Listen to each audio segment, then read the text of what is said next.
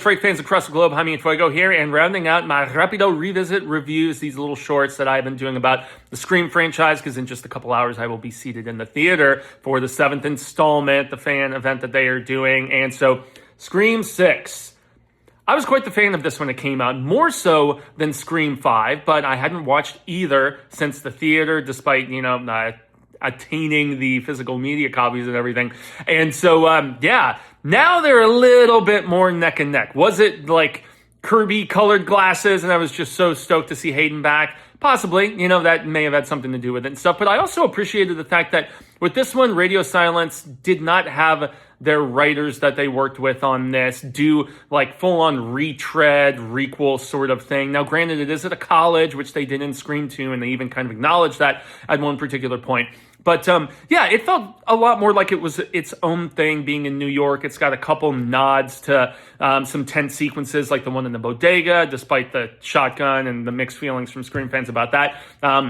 Then also the apartment ladder bit I thought is really tense and very well shot. And the finale, I will say, I think this may be one of the weakest killer reveal and sort of like justification and everything. But it does tie in actually with, I don't know. I wish there was more commentary. There's good social commentary in this with regards to like character assassination online and what is happening to Sam and the whole like Richie thing and everything. And we do get, some tie-ins with his family, obviously, in the finale and the reveal of the, multiple perpetrators and everything. But it had less to say about horror franchises and, things of that nature in comparison with really any of the other entries. But it still felt much more like they were breaking away from doing the whole Jurassic World, Force Awakens, wink and nod, we're redoing these scenes sort of thing. So, Melissa Barrera is great in this. She really, truly is. And there is a part of me that, is sad that we are never going to get to see her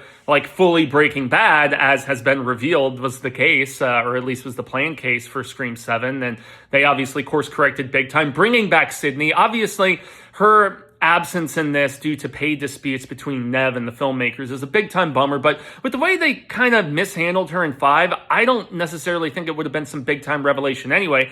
And in this, Gail, with the exception of her one fight back scene, her first ever call from the killer, is pretty much throwaway and feels like she was only collecting a paycheck and just maintaining her presence in there. It's the only connective DNA really with the original trilogy in this film. So, Kirby being back was a real delight and everything. She has her little, game, respecting game moment with Mindy, which is cool. And I liked the core form more in this than in the previous film, but this is very much like the creative team in love with their new characters and saying bye to the